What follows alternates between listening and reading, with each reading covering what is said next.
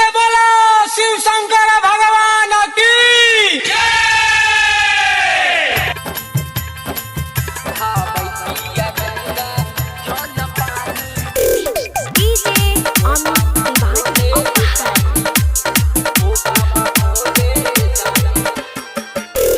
मांगे छै मंगना सबका के अंगना देखे में लागल मस्तानी बाबा भोले दानी।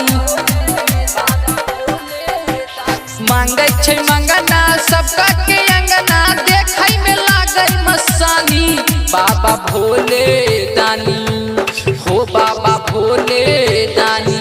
भावै किया गंगा जल पानी हो बाबा भोले दानी। भावै किया गंगा जल पानी हो बाबा भोले दानी।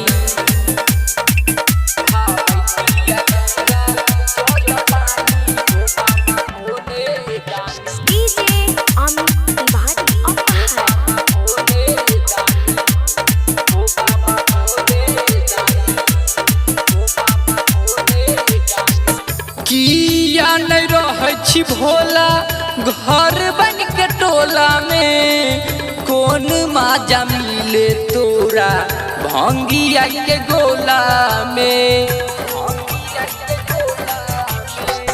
किया नहीं रहै छी भोला घर बन के टोला में कौन माजा मिले तोरा भंगिया के गोला में। अहाँ के माया नहीं जाने छी हम यो जंगल पहाड़ में लागैया मन यो जंगल पहाड़ में यो लागै छै मन यो। महला टारी तोरा न चाही ई तोहर कैसन कहानी बाबा भोले दानी हो बाबा भोले दानी। भावै किया गंगा जल पानी हो बाबा भोले दानी। भावै किया गंगा जल पानी हो बाबा भोले दानी।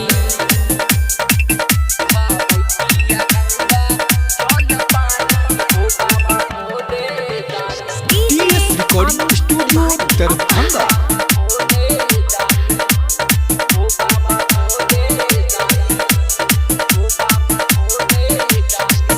डिजिटल जमाना भेलै मोबाइल नहीं चलाबै छी यूट्यूब पर दर्शन कहियो लाइव नहीं देखाबै छी।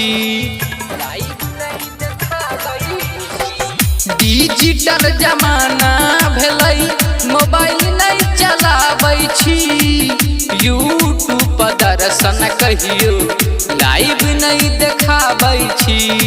गवैया राजा लाल यादव गवैया ओकरो पार लगा दहु नैया ओकरो तपार लगाई दहु नैया।